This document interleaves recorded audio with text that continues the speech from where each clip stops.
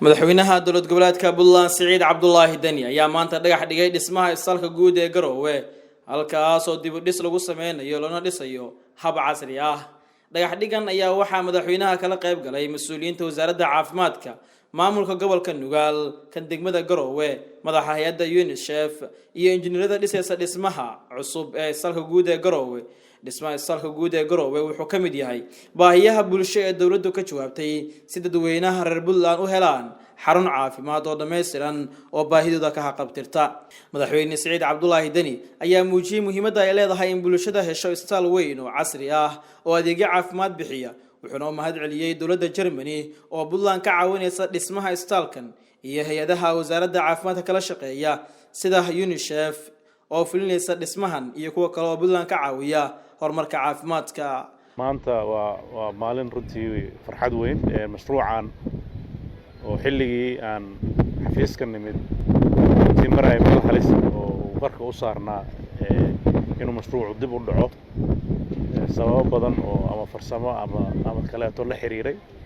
runtii dadaal badan waxaan ku bixinay dawladda Jarmalka oo ahayd dawladda bixinaysa mashruuca iyo UNICEF oo fulinaysay in waqti badan ay wasaaraddu ku bixisay sidii dib mashruucu ugu soo noqon lahaa oo ugu gudan lahaa hadafkii laga lahaa oo ahaa in caafimaadka gaar ahaan isbitaalka Garowe uu horumaro.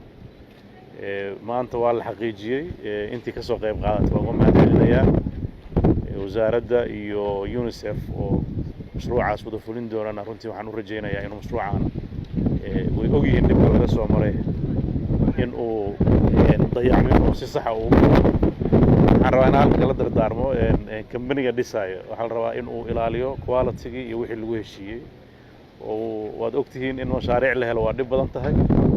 haddana mashaariicdii markii la helo in sidii la rabay intii loo dhisi waayo mar labaad haddana u ekaado mid haddana u baahan dayactir dambe oo dhib bay nagu tahay marka dhaqaalaheena iyo duruufaheena la eego. marka wixii aan helno inaan ku faraadeegna u baahannahay haddii la haydmo in la isugu tago oo kormeerkiisa iyo siduu u fuli lahaa aad isha loogu hayo. waxaan rajaynayaa horumaradaas ballaaran ee ka socda guud ahaan Puntland gaar ahaan magaalada caasimadda ah in ay wax badan ka tari doonaan nolosha dadka iyo deganaanshaha bulshada reer Puntland. mashaariicda kale oo iyadana hadda laga dhawaajiyo oo iyadana ay anfici doonto isbitaalka ugu muhiimsan tahay bridge-ka toga ka horeeya iyo magaalada isku xira oo runtii isaga naftirkiisa xilliyada roobabka maray da'aan uu dhib badan ka jiray.